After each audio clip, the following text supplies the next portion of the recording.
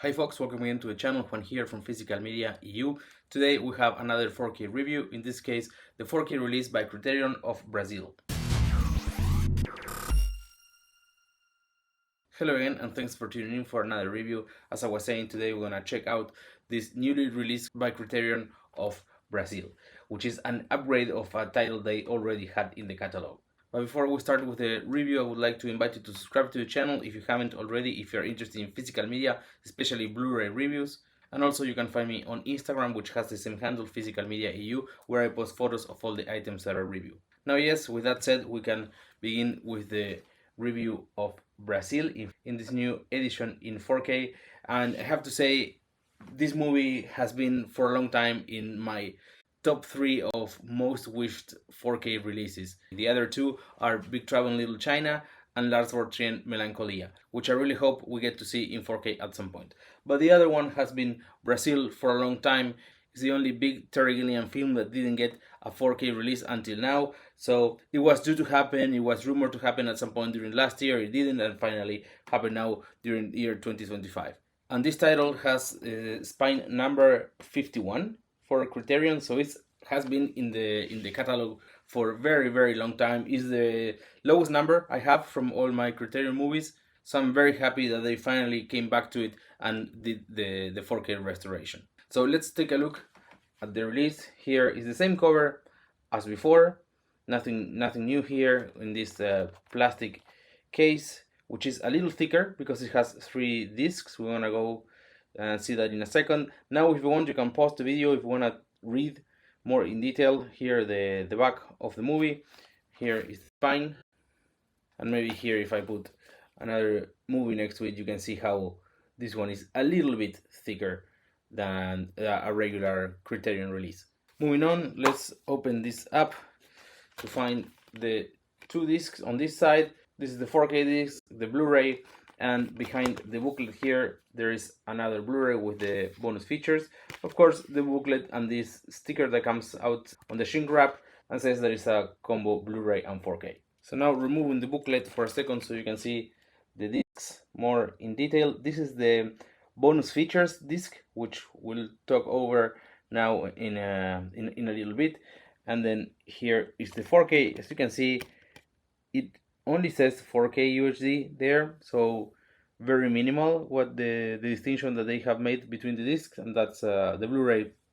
Yeah, it's just like this one, so not a lot to show there. Now moving on to the booklet. Here is the front and back. It has this essay here, which is about 6 pages long. Then there is this about the transfer. Let me put it there straight, so in case you wanna pause the video and read it in more detail. But the important thing about this one is that it has been supervised and approved by director Terry Gilliam, and that the 4K UHD disc was created from the 35mm original camera negative, and also that a 35mm internegative was also used to include a few shots to create the director's cut, and that this feature is presented in Dolby Vision in the 4K UHD disc. Now moving on to the contents of the disc.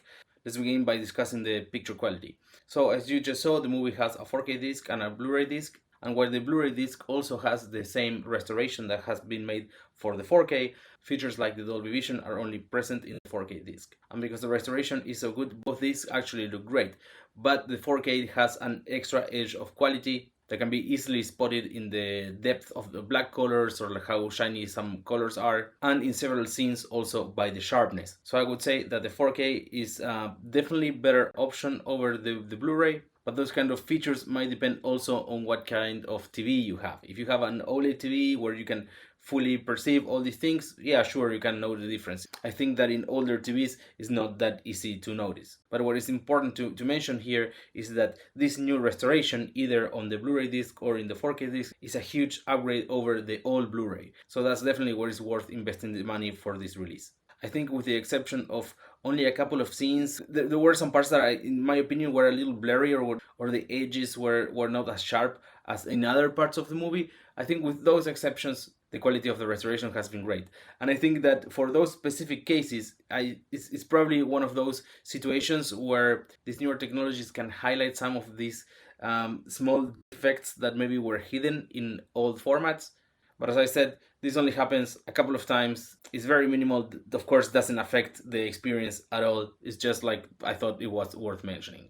And regarding the audio track, it's also worth mentioning that even though it's a DTS HD master audio track, it's only 2.0 channels. But with that said, it sounds pretty good, especially in the scenes where there is music going on, more than in the conversations. I thought the music sounds very good with this audio track. Now moving on to the bonus features. Both discs, the 4K and the Blu-ray disc, have only one bonus feature each, which is an extra audio commentary track with Terry Gilliam, made in 1996 for Criterion specifically. But as we saw at the beginning, there's a third disc in this release that is all bonus features with more than 2 hours of extra content, plus an alternative version of the movie of around 90 something minutes, which is a more commercial cut of the movie made by the studio, with many changes that Terry Gilliam didn't want to include in his version. That cut is also included here in single definition though, and it has an extra audio commentary track with David Morgan, who is an expert about this movie. Now, about the other bonus features, it's worth mentioning that they are also SD and they don't have any subtitles, so you need to be comfortable with English if you want to watch these. And there's a whole variety of very interesting bonus features included, like on-set documentaries, interviews, video featurettes, etc.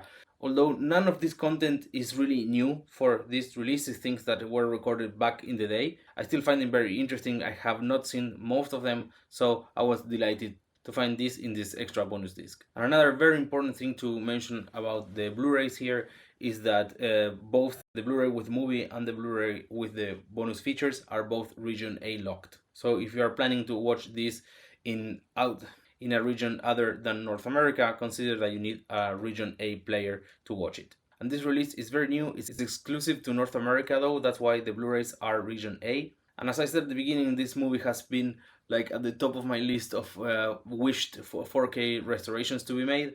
So even though this movie came out after the mid-year sales by Criterion, I got it for the full price because I didn't want to wait until the end of the year to get it through a sale. I almost never do this, but for a movie like this one, which was at the top of my list and is one of my favorites of all time, I went for it and got it on the release date. And that's all for the review. I hope you liked it. If you did, please consider subscribing to the channel. And remember that you can also find me on Instagram, same handle, Physical Media EU. I would love to hear in the comments if you have watched the movie, if you are planning to get this 4K restoration, and if you like other Terry Gilliam films. Thank you so much for watching and see you all at Okie Dogs.